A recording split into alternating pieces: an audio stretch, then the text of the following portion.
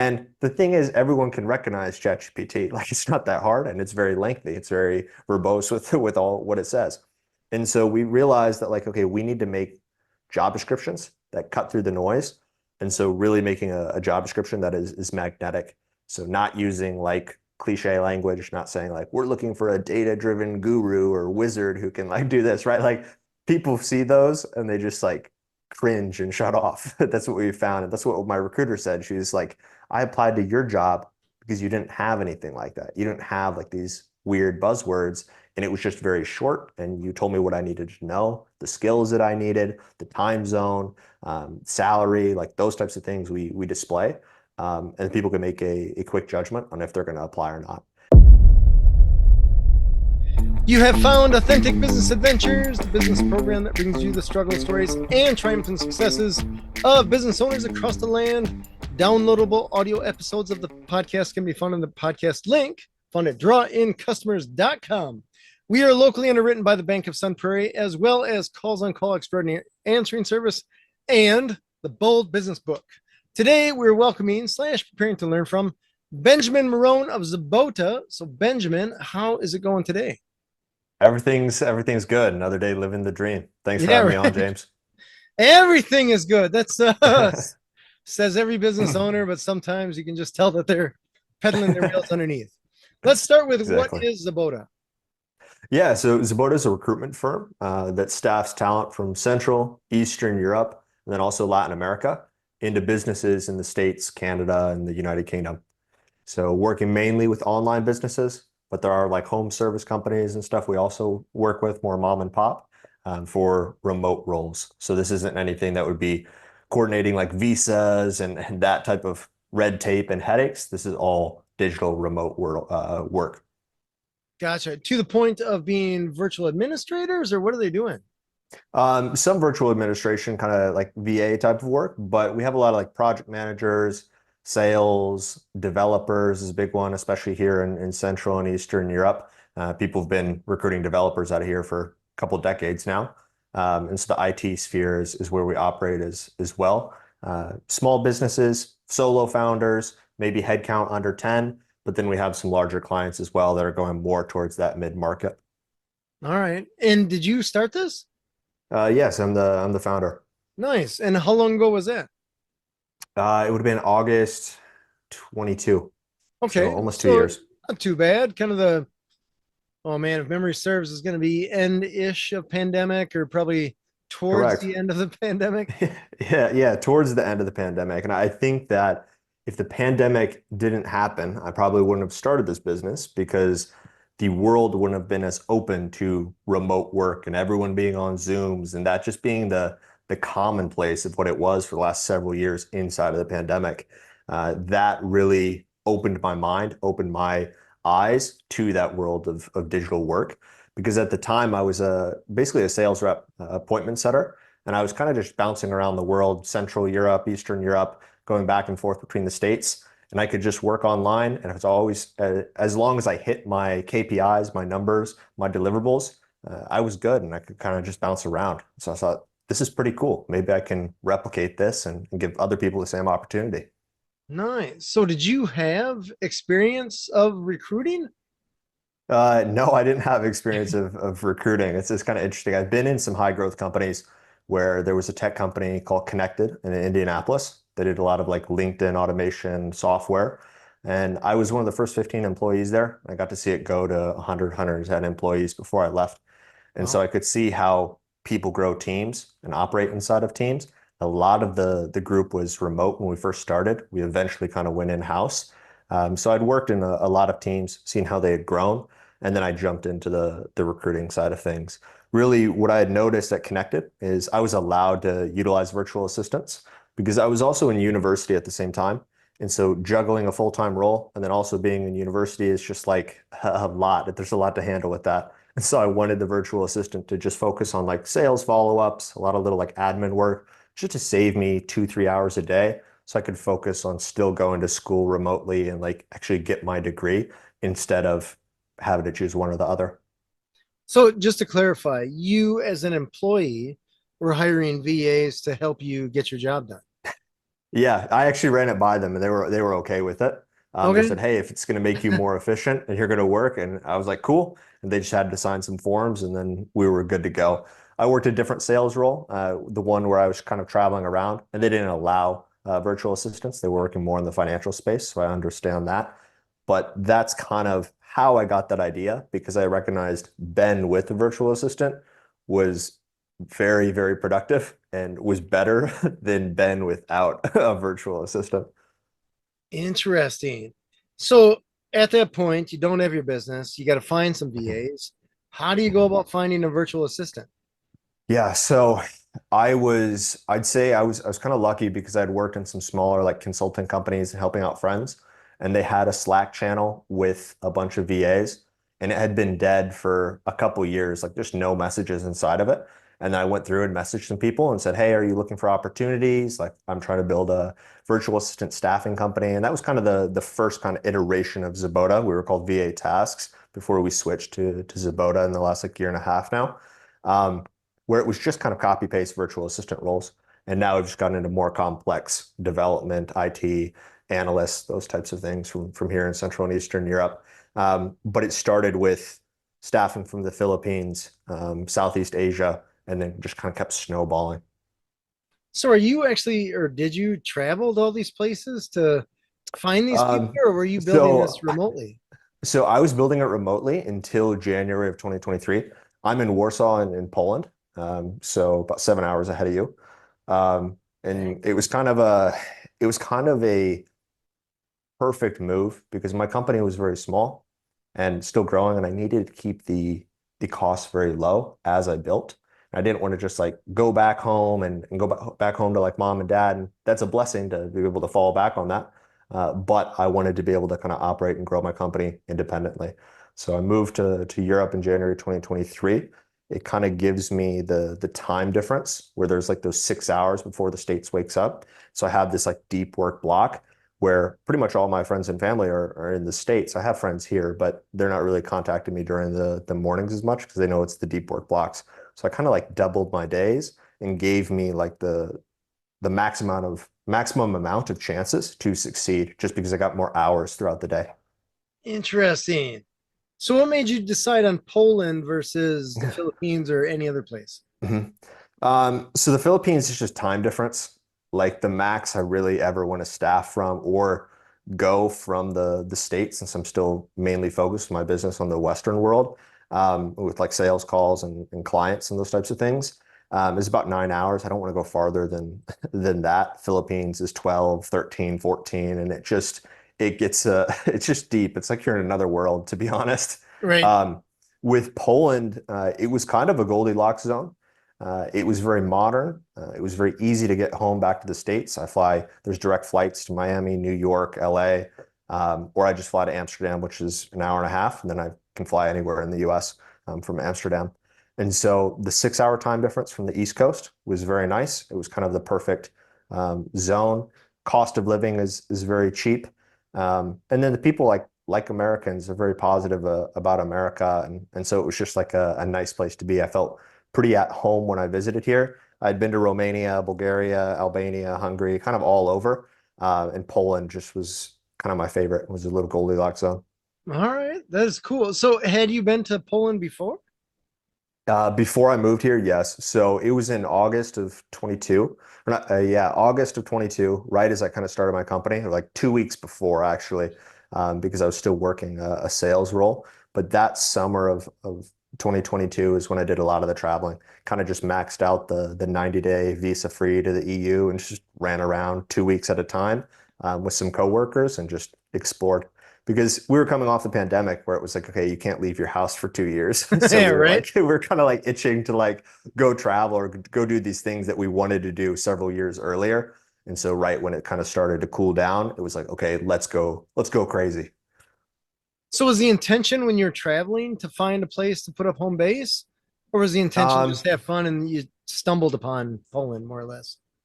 when we first, like our first couple countries, it wasn't really like that. But it was almost like as we went along the way, friends and coworkers were like, oh, I like Hungary more. I want to go stay in Hungary. Oh, I like Romania more. I kind of want to stay here. And one of the last places I went was Poland, and I was like, it'd be nice to live here. It's really nice. And so then I just made it my goal when I got back to the States from August. I want to move over there in January. So now's the time to grind. Nice. So are you there temporarily or you're expat all the way? I'm expat all the way. I'm still a US citizen. I don't think I'll renounce that, but I'm a resident here. Yeah. Okay. And how big of a deal is that? I know in some countries it's a bigger deal than others. Yeah. Well, it's not as easy, I feel like, as America in some aspects for sure, especially around like business stuff. It's just like you submit like a residency form, and then it's like, okay, we'll let you know in like maybe 6 months, maybe 8 months, like maybe 9 months, and they just give you a stamp on your passport. And when you travel in the EU, it's a big red stamp, and it basically says in Polish, like this person's applying. So even though they're from outside of Europe, they can still be in the EU. So it was a little bit of a headache. It was a little bit scary doing that. My lawyer here, he's very good. He was a referral from some friends here. So it wasn't as bad, I guess, as it could have been. Because what happens if I'm living here, I have an apartment, and then 6 months later, they're like, yeah, sorry, you haven't been approved. You need to leave the country. It's like, hey, you got to pack up everything. So luckily I was approved and everything's good. Gotcha. So when you say attorney, you're talking immigration attorney? Yeah. Okay. Mhm. All right. And they helped you walk through the steps of like, hey, this is what you have to do.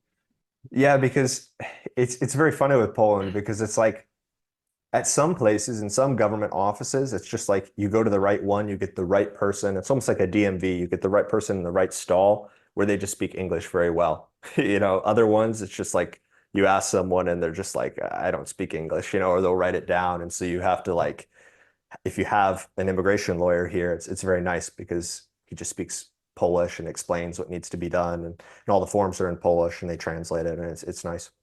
Got it. That's awesome. So when Yeah. you're finding people to work as, well, let me back up a step. Are they considered employees of yours or are they? Yeah, so the way I work is they're direct hires with the companies in the States. We're not like a typical staffing agency where it's like taking a percentage of wages and those types of things. That's how it was when I first started out. But I realized like the only person winning in that scenario is the staffing agency. And human nature is just to work with who you're working with. And so it was like I was a weird like middleman. And I felt like clients didn't really like it. And also the people who were staffing didn't really like it as much because they saw, oh, this person's getting a percentage of my hard work, which I agree with them, right? Um, we've done employees before, but the majority of them are independent contractors, especially since a lot of our hires are more like part-time. It's like 3, 4 hours a day. Maybe can you do this before I wake up so I can just work on this project once I wake up back in the States? Because a lot of those types of like pre-work arrangements. So the person in the States, they're sleeping, it's 3, 4 a.m. The person in Europe starting, getting some project management ready, confirming like calendar emails, like all those types of things. Nice. So can you tell me if I'm a business owner and I'm thinking of outsourcing to Mhm, people like what you're offering? mhm. What is the advantage of going through something like that versus just hiring domestically in the US? So one is obviously the cost savings, 50, 60% cheaper here in Europe and Latin America. It can get a little bit higher than that in savings.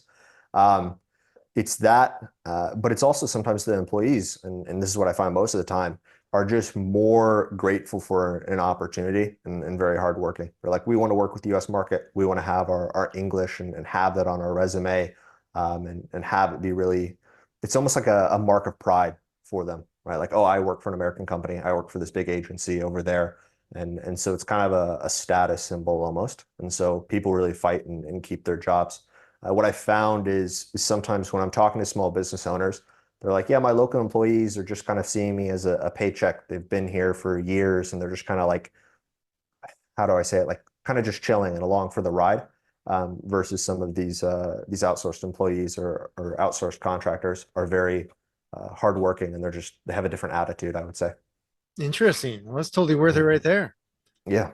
So you work in a lot of different countries, it sounds like. How do Mhm. you, or I guess, do you guide your client to like, hey, this sounds like this person, Poland's the right place for you, or Latin America? How do you choose where you're going to pick someone from for a given Yes. client?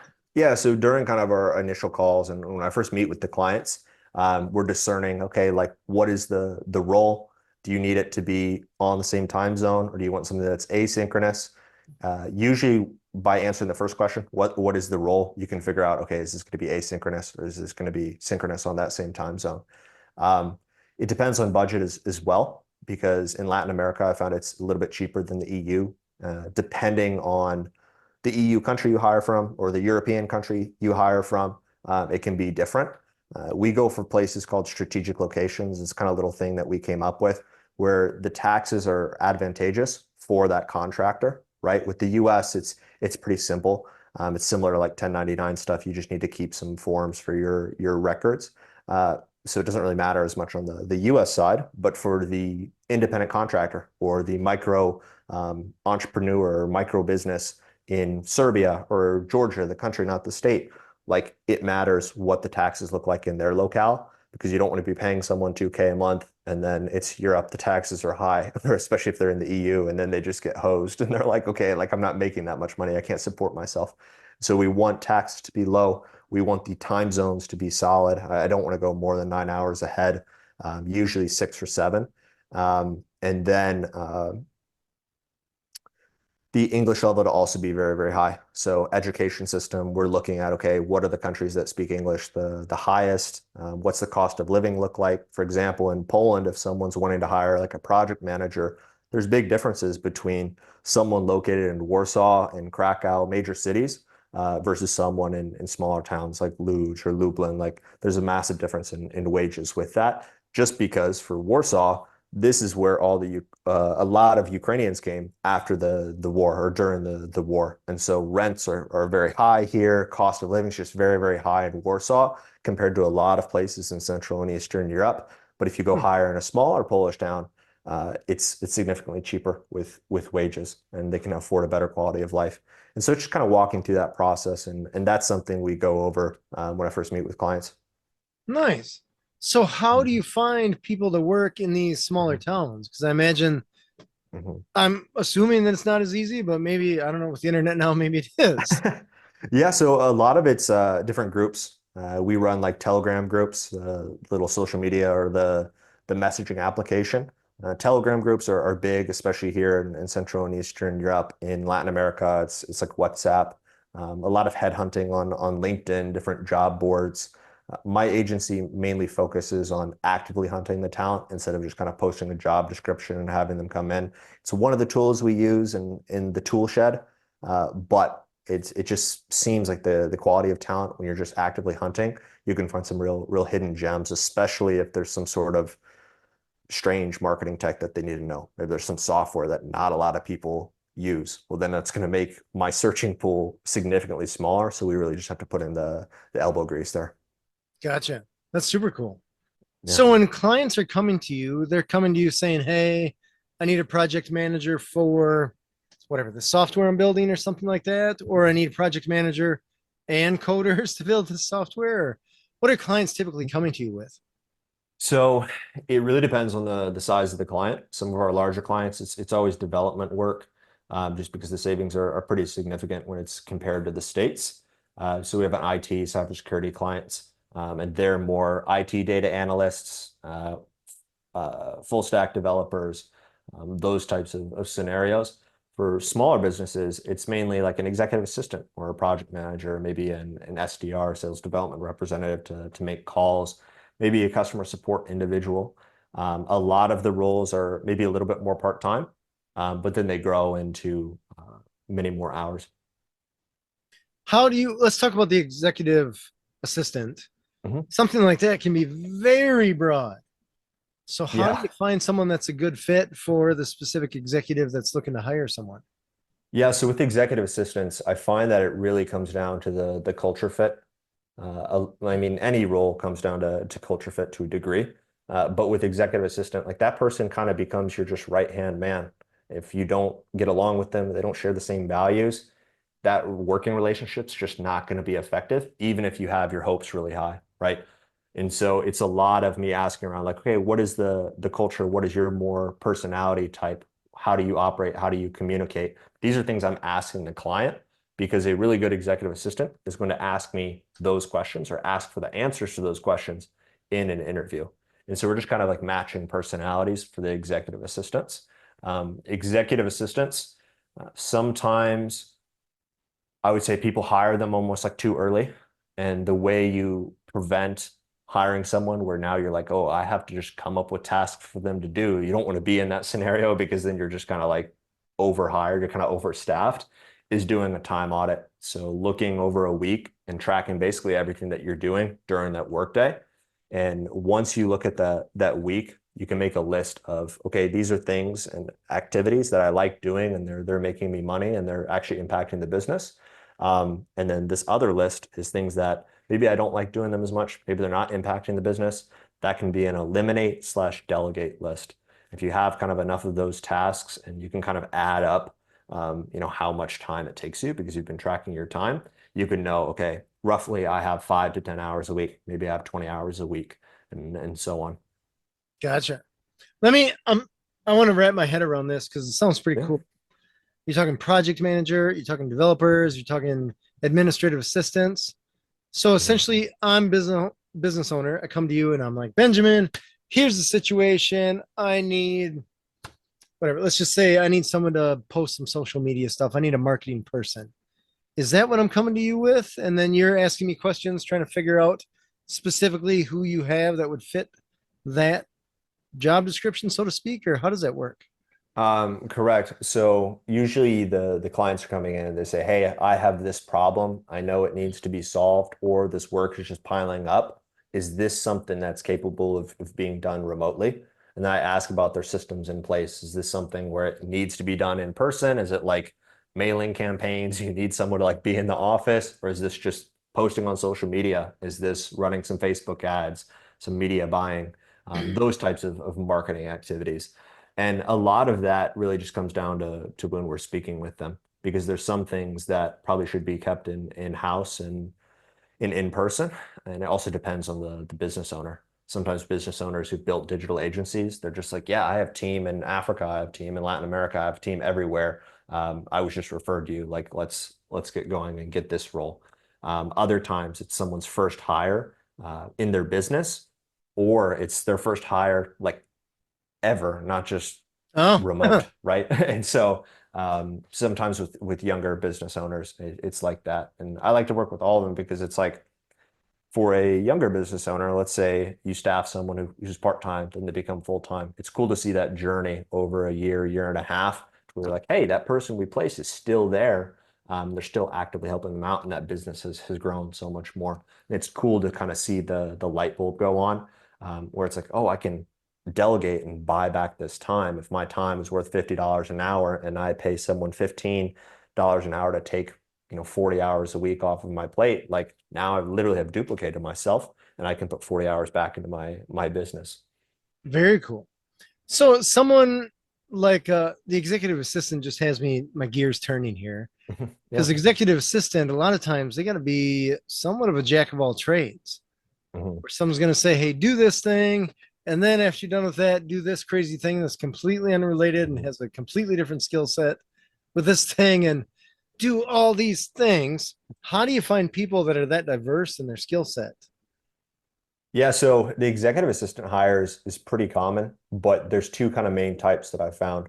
There's ones that are used to working in smaller teams, maybe digital agencies, just smaller businesses where I would say they're not truly an executive assistant. They're more of just like this like ops manager, project manager. They're kind of that jack of all trades. And then there's people who come from more of a corporate background where they're like, I was assisting 5 executives at McKinsey. Like there's a McKinsey branch here in Poland. Like there's a lot of applicants for roles like that, where it's like, oh, I supported these 5 people, ran their calendars, ran expenses, like all those types of things. Someone who's a smaller business owner, they're wanting to hire an executive assistant, jack of all trades, will not be a good match with someone who has maybe 5 years of experience as an executive assistant, a true executive assistant, assisting 4 or 5 executives at a large company. Like that's not like the right fit. Usually for the executive assistant stuff, for smaller businesses, we find 1, 2 years in executive assistant. Maybe they've been a project manager before. They've actually worked with a solo founder or a pair of co-founders. That's kind of the more profile that we're going for when we're trying to hire an executive assistant for a smaller business. Gotcha. So someone comes to Zabota. Tell me how you work, because if you're not taking a nut of the hourly rate or whatever the thing, Mhm. are you taking a flat rate to find the person, or how does that work? Yeah, flat rate to find the person. Okay. Money back guarantees and 50% down. Like it's split up and there's different ways we can work it out. But we just do placement fee. I just found after running multiple different kind of revenue models through it, like this is just the easiest thing. And it just works. Clients like it. I had someone last week where they're like, oh, I just love this model. I don't want to like pay you and have you take a percentage. And Hmm. although taking a percentage the business can get a lot of MRR with that.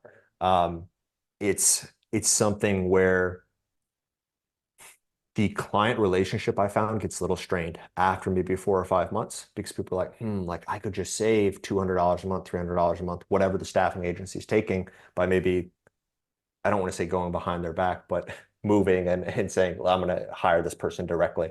And so those are scenarios that I've had happen. I just don't really like those scenarios. So depending on depending on the size of the client, we have like single placement for 1 to 3 heads, and then we also have like retained. So some of our larger clients are just paying a monthly retainer, and they're like, we need to make 20 hires over the year. Can you guys just work on this? Gotcha. Okay. Mhm. Yeah, I figured it didn't work for free. It's interesting Yeah. because we've used local domestic staffing agencies before. Mhm. And you're right. Every time we would pay them, I think I could be paying this employee, well, a lot of times it was like 30, 40% more. They had crazy Yeah. margins. And after a Mhm. while, well, a lot of times you'd end up with someone that you weren't really a big fan of. And you're like, I'm paying an extra nut for nothing. Because I do a very good job finding bad employees. But I mean, you expect a placement agency to get you the best. Essentially, that's what I feel Mhm. that you're paying the premium for.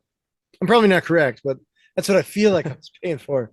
So when you Yeah. pay that not, I don't remember if it was 6 months or something like that, where then they become your employee, whatever it Mhm. was a healthy nut. And you're right. After a while, you're like, Ugh, you are the most expensive person that we have on payroll, and you're not the best based on total outlay of cash that we have to keep you. Mhm. So it's interesting model. I like it. So when you Yeah. you have, I imagine, a pool of people all over the world, I'm going to dare say. And these people, I imagine, do they have other gigs and stuff like that? Or how does that work with you having a client and So then you having someone that can do the work for that client? yeah, so sometimes, usually not with clients of mine, it's rare that I have like an executive assistant uh who's working for multiple of my clients. We do have part-time placements, and I previously mentioned that we do have a lot of part-time placements. But I found if someone's, working multiple jobs, working 3 different gigs, like one's going to take priority. And the types of businesses we like to work with are on that upward trajectory where the person may start and it's part-time, but they're like, hey, in 2 months, this is probably going to be full-time because we're just keep growing. And so we kind of try to stay away from any type of, oh, this person's working 3 jobs and they want another gig because they have 2, 3 hours extra a day. Those aren't really the best fits. And I would say some of our failed uh, placements have been from scenarios like that. And so when I look at it, we look for people working other jobs and those types of things. Gotcha. So the ones is a great example here. So there's the ones that start out part time and then advance to full time.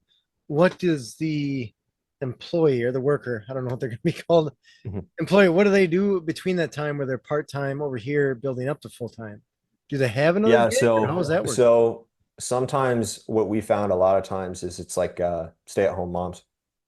Oh, So gotcha. Okay. that's something where like when we're hiring from Latin America, we found like there's a lot of stay-at-home moms that hey, they worked in the workforce for 4 or 5 years and then they took some parental leave. And now they want to get back into it and they want to kind of ramp up from there. So that's kind of a profile that we found has been pretty repeatable, I guess. Gotcha. All right. And tell Yeah. me about longevity and retention, because I imagine that's a headache that Mhm. you don't have full control over, if any. Mhm. Yeah, what I found is the biggest thing with longevity and retention is making sure the onboarding is correct. So every time a placement, let's say, doesn't go as well as we hoped, we're going to have an exit interview with the candidate. but then also the client and figure out, okay, what went wrong. I remember one of my first placements that didn't go as well as I would have liked or hoped. I asked them about, okay, how long or how much did you communicate with them in the first couple of weeks? They're like, well, we had one Zoom call and then we had another the next week. It's like, well, no matter who the person is, no matter where they're located, if I came into your business today, James, and you met with me once, I would be terrible. Like I wouldn't be good, you know? And so I realized, I really need to create a bulletproof onboarding process for this. And that would increase retention, and it does. So the biggest thing is making sure that that onboarding is really good with a company contextual onboarding. So like, what are the values? This is who we are. This is the org chart. This is our philosophies around payment, those types of things. And then a role specific onboarding that's a little bit more in depth over the first couple of weeks where you're meeting with them 3, 4 times a week. Doesn't need to be a 45-minute Zoom meeting. It can be 10, 15-minute check-in just to make sure that they're understanding everything that's going on and you can get feedback on your onboarding process and make sure that it's really good as you bring on more people into your company. So onboarding the first 60 days, first 30 days, if you can get that really, really, really right, the person is going to stay with you. If it's, oh, I'm just available in Slack or Microsoft Teams, just hit me up if you have a question. That's where you run into problems 90 days down the road. Gotcha. Fair, totally fair. I would Yeah. love to say that I've never done that, but I am totally guilty. We all have. I did it internally in my my own company. Like it's everyone has done that. So Yeah, you get busy and you're like, you're a smart person. There's a bicycle, go learn how to ride it, right? We showed you the video about how to ride it, but eventually just yeah. get on the bike and move. Tell me about the name. Where does Zabota come from? Yeah, so I was VA tasked for a while and I was just like, there's a million different VA companies. And VA companies, their unique selling proposition, and I wouldn't say it's unique because everyone has it since they're a VA company, it's just price, right? And I was like, well, I don't want to just do VA placements. I don't want to have like a VA like staffing farm. I want to find out how I can find these roles that would be actual substitutes of US roles that are complex. So instead of paying someone in the States 6 figures, you pay someone overseas 50, 60K. Um, how can I find those types of roles? How can I place those types of roles? And if I have a name like VA Tasks, a candidate applying to a job understands the virtual assistant world, and they're not going to look at that job with the same status, the same respect as if it's named something else. And client wise, I felt the same way, where people would hop on calls and they kind of, it was kind of like low status, I would say, Mhm. versus if we had some other name, I could meet clients in the middle and perform a premium service and work well with them. Zabota means care in Russian. I was Oh, staffing a lot from Ukraine, so I wanted people to understand like there's a, I mean, in Ukraine, if people don't know, many people speak Russian, like primarily, and especially in Eastern and Central Ukraine. In the West, a lot of them mainly speak Ukrainian, right?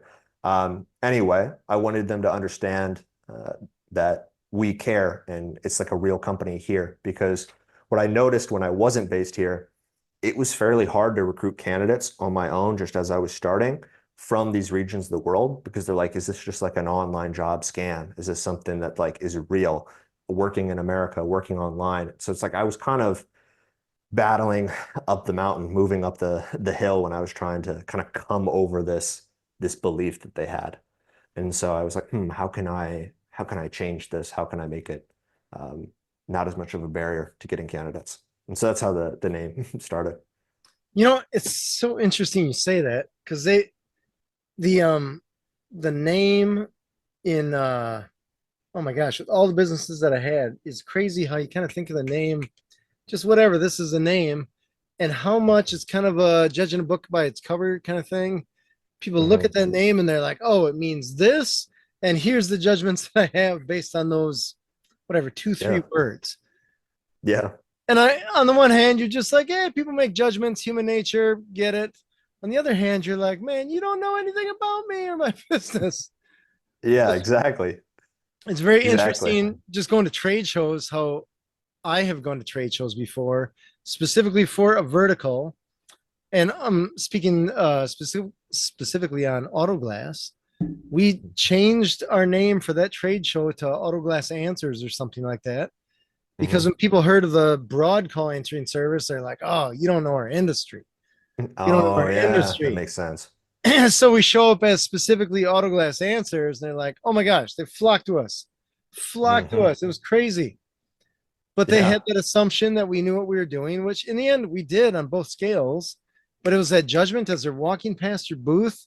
They got to decide in less than 3 seconds, unless they're taking a pen, if they're going to stop at your booth or not. And it Yeah. was interesting how just that little name tweak can change you from getting business to not even having a conversation. Yeah. Very That's interesting. definitely true. Yeah. Tell me about your recruiting process, because I imagine Hmm. once you get good at what you're doing, you have people coming to you that want to work, Hmm. and not all of them are going to be a great fit for your business. So, Hmm. how do you go about recruiting? Yeah, so it starts with obviously meeting with the client and making sure we're kind of on the same page, able to service the client in a good way, and be successful with them.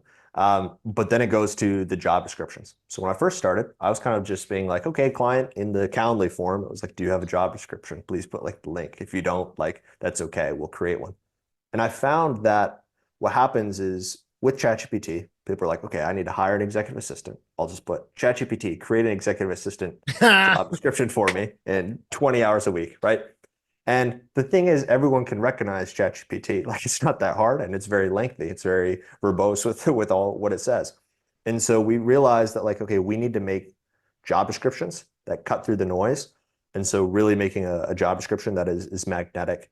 So not using like cliche language, not saying like we're looking for a data-driven guru or wizard who can like do this, right? Like people see those and they just like cringe and shut off. That's what we found. And that's what my recruiter said. She was like, I applied to your job because you didn't have anything like that. You didn't have like these weird buzzwords.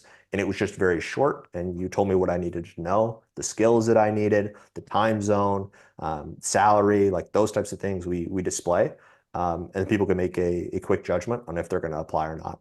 It also keeps away, it just protects our time. It keeps away a lot of just getting a bunch of applicants, and then having to go through a bunch of screening calls and figure out 10 minutes into the screening call with 5 different applicants that it's not going to be a fit because they don't know this certain type of software. So, how do you, once they apply, they're all good Mhm. there. I imagine you have to go through an interview process of some kind, right? Yeah, so typically screening calls, 10, 15-minute screening calls. The reason it's so short is because we make it about them. We don't really ask about the job as much. So we're not saying in the beginning of the call, I'm not going to go and say, hey, James, this is for this marketing manager role. This is everything you need to know about the company. This is what we're looking for, blah, blah, blah. I'm not going to speak for 2 minutes in the beginning. Instead, I'm going to tell them, hey, this is the title of the role. It's for in our position. It's for our client company. They work in the aerospace industry. Let's just use that as an example. Um, it's this many hours a week. And then we just start asking about the resume. We're just like, hey, I want to know a little bit more about your experience here from June 2018 to June 2020 and making it more about them. Because what I found is if I tell people everything that we're looking for in the very beginning, they just mold their resume to what they think I want to hear. And so it just makes it way harder to make a decision on like, is this interview process, is this candidate that's interviewing as good as they say they are? Versus when we do the screening interview and it's kind of like flipped, we can just figure out, okay, this person is just speaking freely. And they speak freely, and then we figure out, okay, is this person, we want to bring them to the next round? We want to bring them into a test interview or, sorry, a skill test. Um, and that's kind of the biggest thing with the interviews that we found. So initially a screening call. After that, it'll either go to a skill test or a more in-depth interview. Sometimes it's a little bit interchangeable with the skill test and the second round interview. But the skill tests, it should really mirror whatever they're going to do in the first 30 days. So not everything they're going to do in the first 30 days, but let's say you're hiring a sales rep, they need to build outbound email campaigns. Maybe they need to find some ideal client profiles.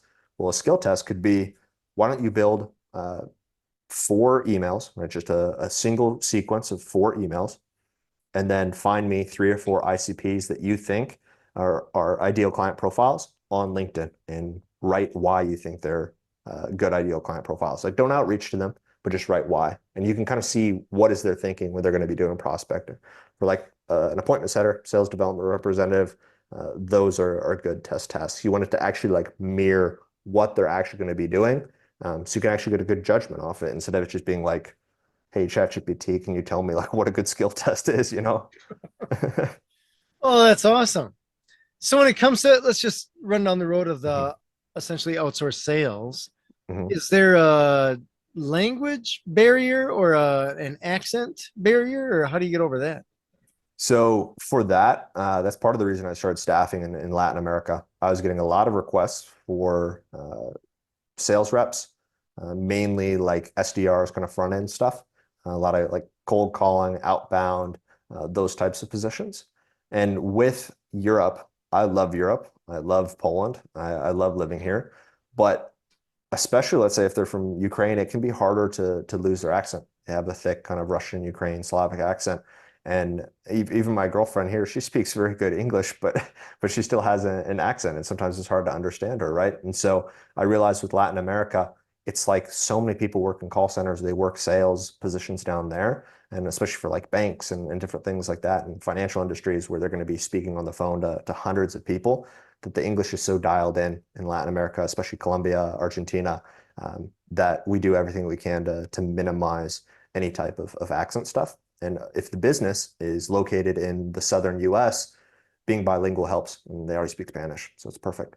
Nice, very cool. Hmm. You know, it's interesting you mentioned that. We actually, with the call answering service I have years, well, I guess it was in the beginning of the pandemic, we Hmm. hired a company that had some Filipino people, and we were sold no accents, man. Here, listen to these samples, listen to these samples. They sound great. Some of them even sounded better than people that we had. Not all the people, but many of the people that we had. Yeah. Like, this is phenomenal. I won't have to deal with Hmm. employees ever again. This is going to be great. The people that we actually got, though, oh my gosh, we would have Hmm. callers actually hear them and then just hang up and try again Oh to try man, to get yeah. someone that they could understand. And it was so interesting because it was like what the sales guy was selling and what we were given or sold, I guess, were Hmm. Sold on, yeah, two yeah. very different things. And I joked with the managers that we had because the managers were Filipino as well. And I'm like, you guys are incredible. Can we get you to answer the phone? Because you guys are dialed in. It Yeah. sounded incredible. And they're like, Mhm. yeah, no. So it's very Yeah. interesting how that, I mean, that was one experience. And I'm Mhm. amongst whatever, many other call centers that are doing it successfully. But it's Mhm. interesting how we just had a bad taste in my mouth from that. Mainly a financial one, because that was a very expensive lesson in what not to do. Yeah. But yeah, that's how the game goes, I guess. Yeah, it's always going to depend on the role, and especially for something like sales, like it's kind of like what we were talking about, where people make snap judgments. Is it Mm-hmm. right? No, but it's human nature, and people make those judgments snap, and it's the difference between you getting business and getting someone staying on the phone when you interrupt them when they're having their morning coffee to listen to your sales pitch, or just someone hanging up, right? And so the sales side of things, that's why we're hiring from Latin America. That's why we're super focused on Latin America. And we really, English is that top priority. With some other roles, let's say in like Europe, non-client facing stuff, they have good English here too. But if you need someone who's going to design emails and someone who's a really good graphic designer who's just going to be communicating internally with the project manager, that person can have a slight accent and it's no issue, right? Mm-hmm. And so it just really depends on the role. Like sales has to be A1, it has to be perfect. But someone who has a slight accent or sounds like a second generation individual in the States, it's fine, you know. Yeah, yeah, because they're not Hmm. necessarily front facing, at least Hmm. not verbally front facing as far as that goes. When Yeah. somebody comes to you, a potential client, can they come to you or do they come to you with something vague? Like I need a marketing person or I don't know if they come to you for deep stuff like chief financial officer, stuff like that. Or do they come to you with vague or do they have very specific dialed in things that they're asking for? So it really depends. I find the newer ones say, I need help. I just don't know who I need. That's why I'm here on the call today. Like that's when I'm asking them questions. Um, what I've found is they need to have an understanding of what type of role they would need, but not just that, but it's like the actual tasks. What is this person going to be doing? If you're super overwhelmed and you book a call because you want to learn more about maybe an executive assistant, virtual assistant, um, you need to know what they're going to do. And it's part of the reason I suggested the time audit in the beginning of our conversation. It's just because that will tell you not what you think you're spending all your time on. It will tell you what you are spending your time on, right? Mm-hmm. And so it will actually give you that visibility, that tracking those metrics. So you can be like, okay, I'm actually wasting 4 or 5 hours per week, or I'm wasting 10 hours a week that I could delegate. What I've found is being vague around sales. Everyone wants to grow their business. A lot of people don't want to do outreach. They're uncomfortable with that. But you're not going to be able to hire someone from, let's say, Colombia or Argentina and just magically have them just go grab you more business, right? They need lead sources. They need kind of a method. And as the business owner or whoever you are, you need to kind of be the brains behind the operation and be like, okay, we're getting some success with this. It's kind of like a little fire going with this sales stuff. Maybe it's cold email, maybe it's LinkedIn outreach, whatever it is, whatever method you're using for outreach. Let's go get some more outsourced talent. We're going to pour gasoline on the fire and get it growing. And so that's really what I'm trying to figure out in the sales roles, is because someone who comes and they're like, I just want my business to kind of magically grow, or they don't really have a plan. It's not going to be a good client. It's not going to be successful for that candidate who gets placed, because they're being asked this huge, tall order. Mm-hmm. And it's just not realistic. And so I want to make sure that the expectations are met on all parties. Gotcha. Are there any things that you don't recruit for? I guess maybe that's easier to Um, ask than what you do recruit for. Yeah, so anything C-suite, I haven't really done any of those. I've done like head of marketing and those types of roles, but nothing C-suite. Gotcha. Okay. Mhm. That's easy enough. Yeah, Yeah. or hard enough. I don't know. Tell me about the trust factor, because I imagine you run into a Mhm. situation similar to us, right? Where we're selling a service and trust is a huge factor, that it's very difficult to convince people that they can trust you, right? Without them actually trying the service, right? Because we, with the call answering service, we're like, hey, Mhm. send all of your calls to us. We'll treat the people super well, get them on the schedule, and be Mhm. awesome. We know that we're awesome, but we have a hard time helping people understand that we are Mhm. awesome without them actually trying it, right? And I imagine you in the Yeah. same situation. You're like, hey man, we got these programmers, we got these project managers, this is super Mhm. awesome. They happen to be across an ocean, not a big deal. How do you get that trust? Client testimonials, case studies, client interviews. So sitting down with a client, hopping on a 10-minute Zoom call, and recording just like, hey, where were you at before our service? What was the process like during? Where are you at after? Do you have anything you want to say about Zabota, or someone who's on the fence about working with outsourced talent? Or what did you believe was a myth, but it wasn't actually true? Client interviews can really, really help. What I found is if someone sees, okay, you have an exact testimonial for someone in my niche for this exact role, those are always super, super strong. The person's going to resonate with that a ton, compared to if it's the exact role and it's a totally different niche. Because people in their mind, they're always like, it work for those people, but is it going to work for me? Mm-hmm. Like even if they see 200 testimonials, if they don't see someone who's kind of in their niche, kind of similar to them, there's going to be more of a barrier on them even reaching out or hopping on a call or just responding to a message.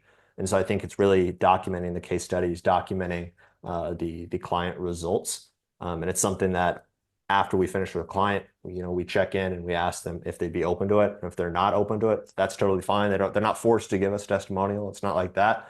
But if they're not open to it, like what's feedback? How can we make it better? How can we make it like worthy of their praise? And so it's, you just win in that scenario. You either get a testimonial and the person also does give you feedback, or you don't get a testimonial and you learn what you can improve and do better to make it more attractive. That's so interesting you say that, because we've been fighting. I use the word fighting. I don't know if it's the right word to use, but we've been trying to get as many reviews and testimonials as we possibly can. And Mhm. even for the book that I wrote, trying to get reviews and stuff like that, it is so tough. Where it's Mhm. almost like you want to piss people off intentionally. You're kind of thinking about this in the back of your head, because then they would be angry enough to leave at least a bad review. You don't want bad reviews, but it's one of Mhm. those things where like a good review takes you 30 seconds. And even business Yeah. owners understand that a review is a big deal, right? But still, you're like, hey, man. And they'll send us an email saying, you guys are super awesome. I don't know how I'd live without you guys. And we'll be like, great. Mhm. Would you mind putting that in this review? And we give them the link and it doesn't happen. Yeah. What? What does it take, Yeah. man? What does it take? Yeah, So I yeah, think it's challenge. partly like what time or what sequence in the emotional and client journey you ask. Are their emotions going to be high where they just got this new employee, everything's good. Maybe it's the first 2 weeks and they've got the weight lifted off their shoulders. That's the time to ask for a testimonial. It's really hard to collect testimonials, I would say, past like a 2 week point after you delivering your service. What I found is when I Oh, outreach to people and I'm like, hey, like we're doing this thing, we're trying to get more reviews. It's like I send it to an email list and I get like 2 people who respond, like, and so I found it's really about the timing of when you're asking. you raised a very good point there because we've been asking clients that have been with us for years, Mhm. some more than 10. And I'm like, why would they not? They obviously like us, right? Yeah. But I guess Yeah, we that's we true. missed that boat before reviews were even a thing or much of a thing. Oh, Yeah. that's funny. That is funny.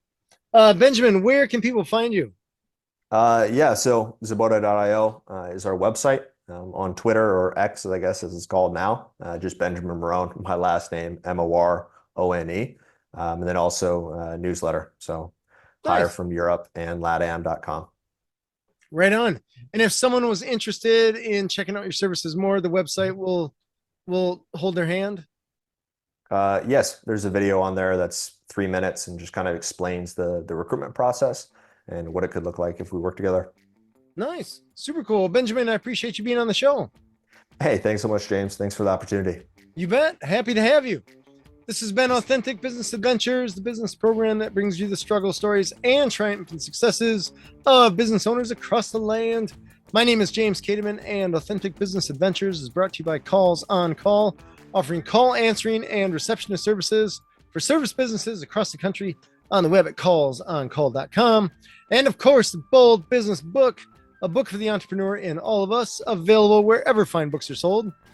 If you're listening to this on the web, if you could do us a huge favor, keep the algorithm happy, give us a big old thumbs up, subscribe, and of course, share it with your entrepreneurial friends, especially those entrepreneurs that may be having a little bit, we'll call it too much on their plate, and they need to outsource that a little bit so that they can have the freedom that their business was supposed to give them.